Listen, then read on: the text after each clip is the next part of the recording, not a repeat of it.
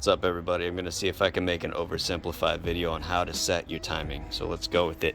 The first thing you're going to need, or the things you're going to need: vice grips, padding, a clamper of vice, a 22 millimeter socket to crank this around, a 14 millimeter socket to mess with any of these, a T55 hex, or sorry, T55 this, or whatever the equivalent hex is to turn these around. Mine are a little chewed up, so the T55 actually does a really good job.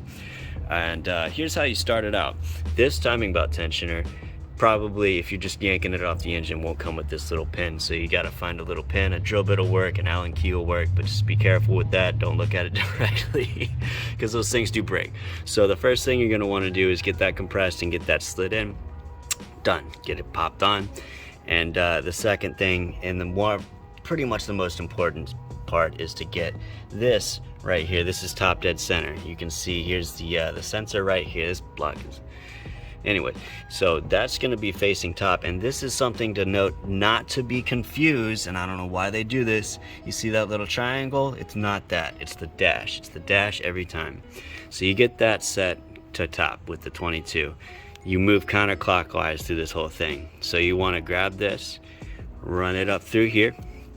You want these two to look like this. You have the one notch on the bottom, the two that are facing each other that match, and then you have the one on the side. And these, the one on the side and the one on the top, would usually correspond to marks on the timing belt, but mine isn't new and those have worn off, so that's what that is. So you want to, and you want to have this taut. You want to have this at 12 o'clock when this belt is tensioned a little bit, you know, so you're not, no tension causes any sort of issue. So you have that up top, you set this up bottom, and you just loop it around. That's it. These two are not spring loaded. That's all you have to do. So then you move over here, you drop that corner, you move up to this corner right here, and you want to turn this one counterclockwise to get it set. So keep in mind these two are spring loaded, so if you're going to be fighting them the whole time.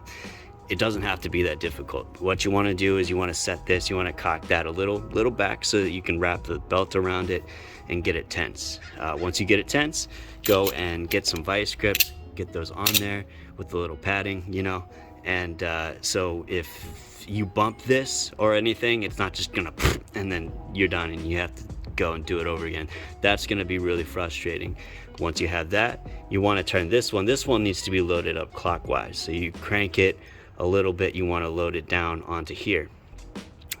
You do the same thing, so that, and make sure that this there's not a bunch of slack over here, because that's what that would be.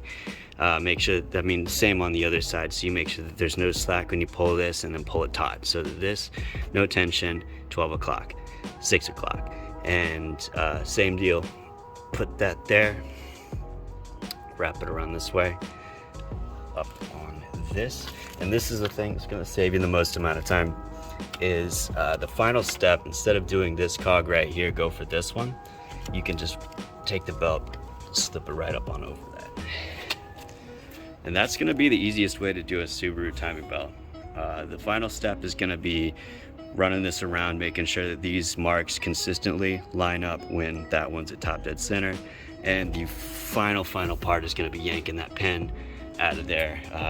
You're not gonna forget that if you put the timing belt cover on. So that's the fourth and final part. That's the final part. Thanks for watching, everyone. Take care.